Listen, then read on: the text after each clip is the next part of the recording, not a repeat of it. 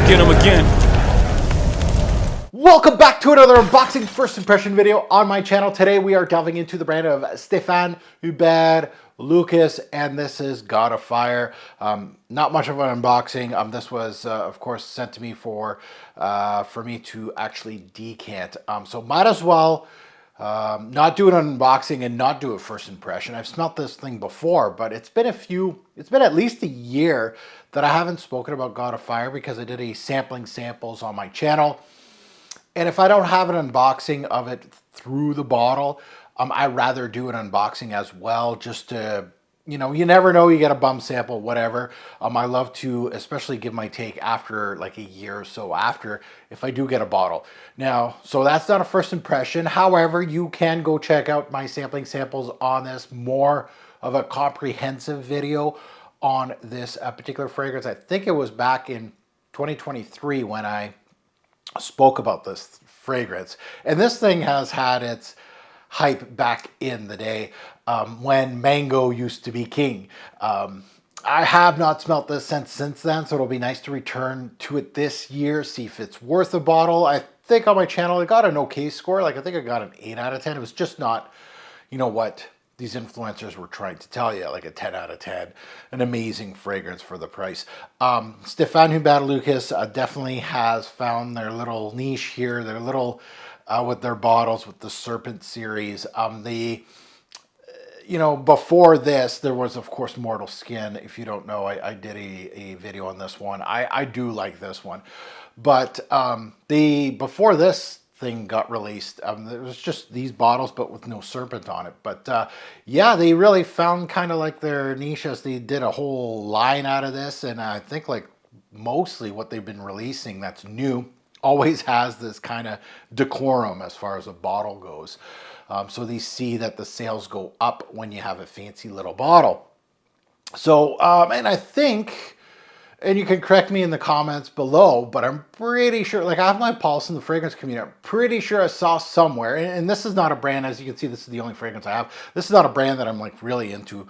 I do have several little samples like of these ones that I actually have to start sampling of the brand and just kind of see and give them a real good chance. But I saw somewhere, I think like a few months ago, that Stéphane Humbert Lucas was going to up the prices of their fragrances if they haven't already. So it'd be a good time to like delve into this brand before the price hike, unless like, and again, some discounters and some retailers are sometimes slow to bring in the new price hike until they get new stock in. So it would be a good time to get it, actually, because pretty sure I saw that it had a price hike, so we'll see if it's worth the purchase. But yeah, this was hyped by, the usual suspects, the Demi Rawlings and the Eau d'Ericas, where they just go with the bandwagon, right? Mango's hot, bottle looks good, everybody's saying really good things about the fragrance, and they just push it. Demi's more of a, I got a free bottle, the brand wants me to push it. She's more of a billboard. I call her the kind of billboard. Eau d'Erica is more of a mini billboard trying to be a Demi. But let's see if this is bottle worthy. I gave it, I think, a pretty good score, at 8, which is like on the cusp of, yeah, eventually I'll get a bottle. So I didn't really pan it that much, but I did give like a forewarning to people that are new to this community, how fragrances like these get hyped within the community, where everybody loves it. Not everybody has the same taste, which is, it's always so weird seeing the fragrance community. Everybody's universally loving these new releases, and then you don't hear from them ever again. So before we get into anything, if you're new here, welcome to the Road Zoe channel. I'm your host, Mark. Smash that like button, smash that subscribe button.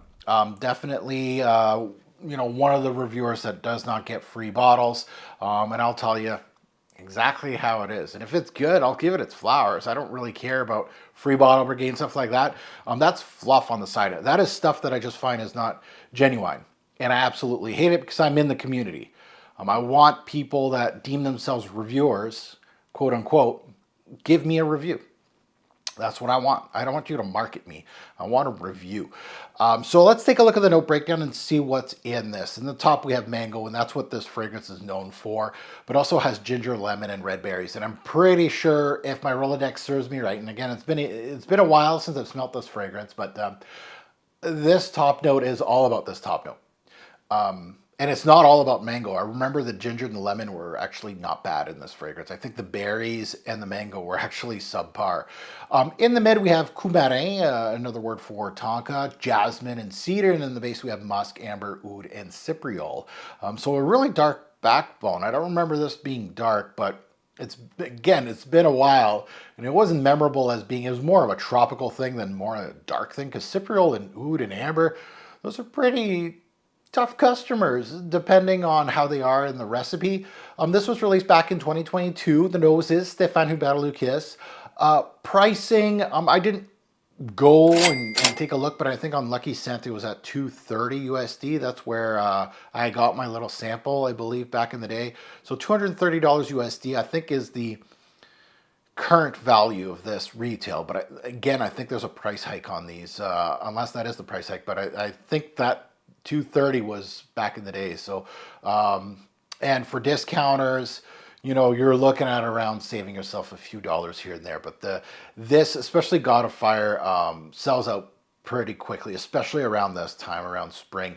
The past few years, I would say, since its launch, stock has been low every single time around spring, and you don't see it for a few months after a while, especially at discounters. So I think Fragrance Buy just got this stuff in stock. My discounter got some, Frag Flex got some in stock here, and that's why I got a tester. Instead of them selling the tester, they want me to sell. They want to sell the decant, so I'm decanting this. Not much in here.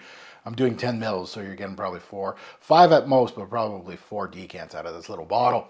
So let's get into it. Let's put it on strip first, and then we'll put it on skin, of course, and remind myself of this fragrance. The bottle looks great. I love the colorway. I love these bottles. I'm kind of a sucker of a nice bottle. I believe that this one right here, Mortal Skin, is a much better produced fragrance than God of Fire, but that's my personal opinion. Atomizer is pretty good, so let's see what we get here. Oh yeah, that ginger. Oh yeah, that brings me back. Okay, yeah, zesty, bright. The ginger is the X factor in here, not the mango. It's ginger, lemon, everything. You're getting all 4 of these. Now it's hitting me now. The ginger and lemon starts us off beautiful. The lemon's not the greatest. The ginger really kills this. Like, it does it really, really well. But it's bright, it's fresh, it's zesty.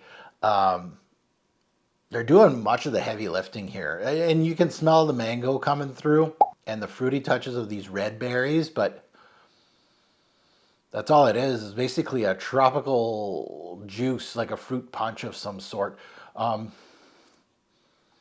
it's fun. It's synthetic, though. Like, it's a fun fragrance. It's like something that you would wear, like bright colors. You know, you'd be wearing a Hawaiian shirt. These are the kind of situations that I'd be wearing God of Fire.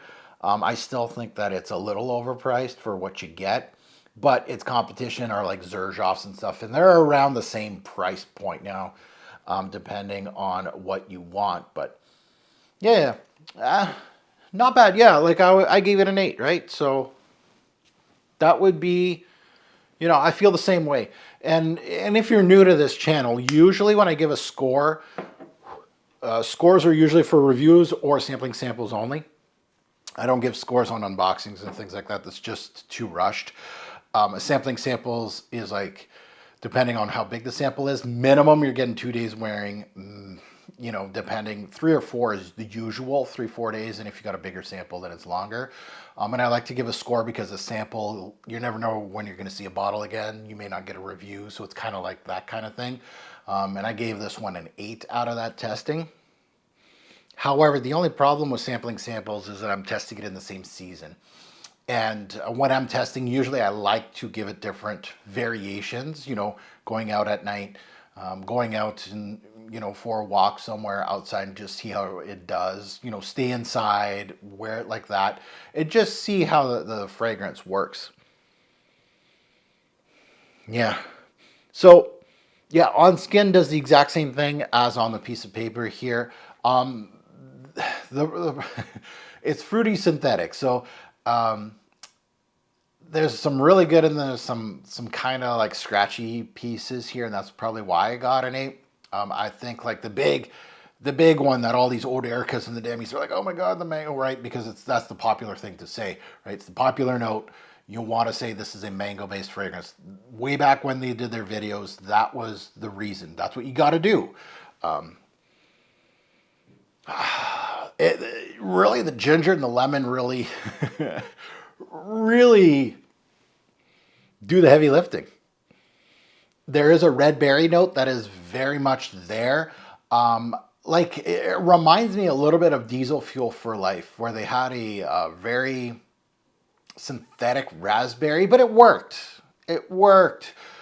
This is more of a strawberry in this one. If I would call a red berry in here, I'd call it more of a strawberry than anything.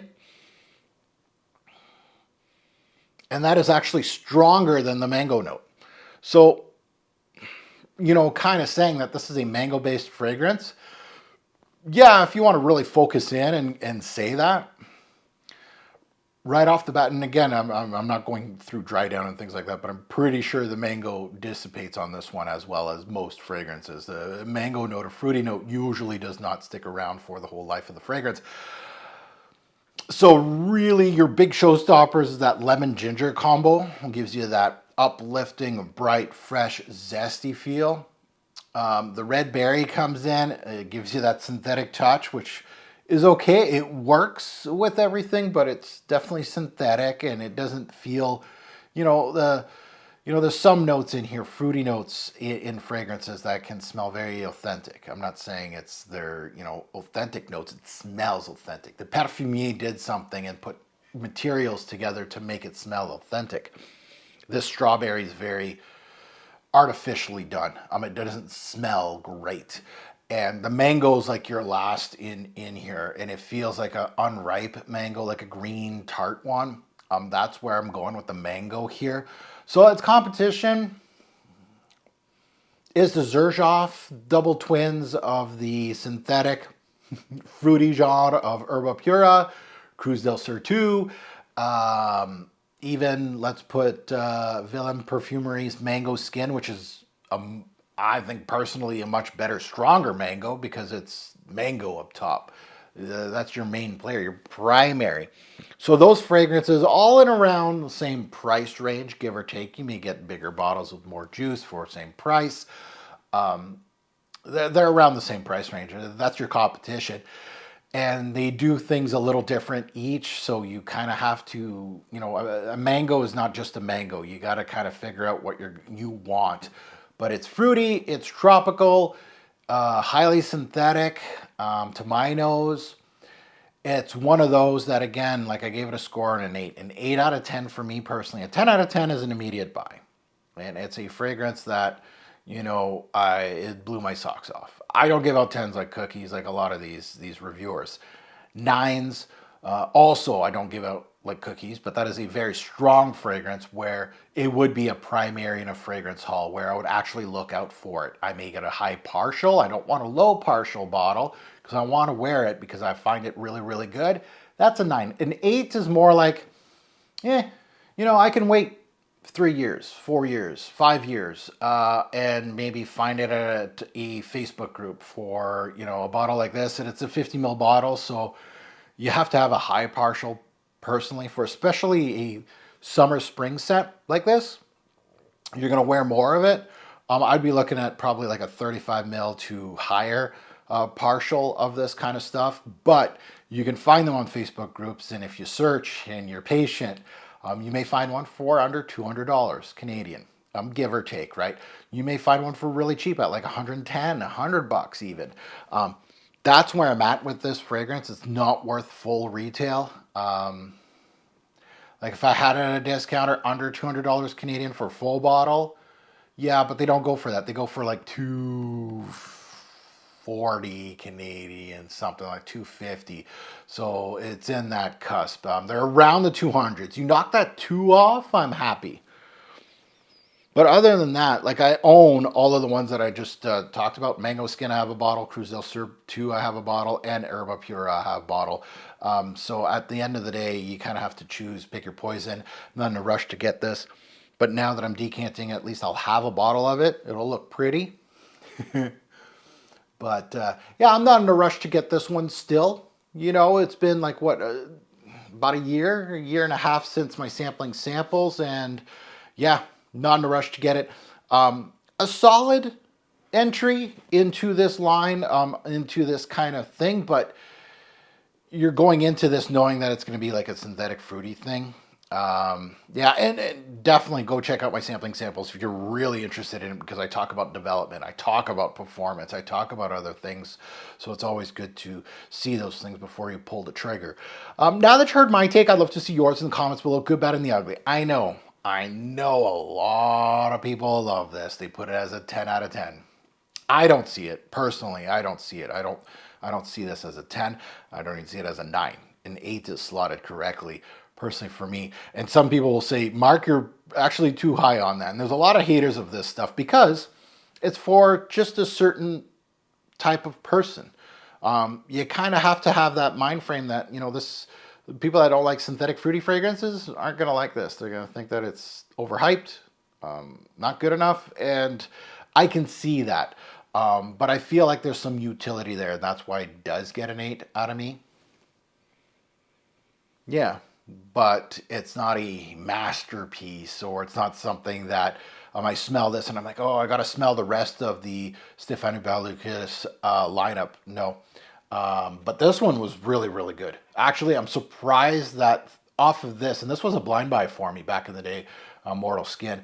I'm surprised I haven't really delved into this brand that much on my channel. So it's nice to see another video on the brand. Unfortunately, it is just the regurgitation, honestly, of what I think I said in 2023. I don't think I've said anything new here, which is a good thing. That means my sample wasn't a bum sample. But yeah, just an okay, fun, tropical scent that is pretty expensive for what you get. And as always, a great import fragrance will make a lasting impression. Choose your scent wisely. Thanks for watching, YouTube. Have a good one.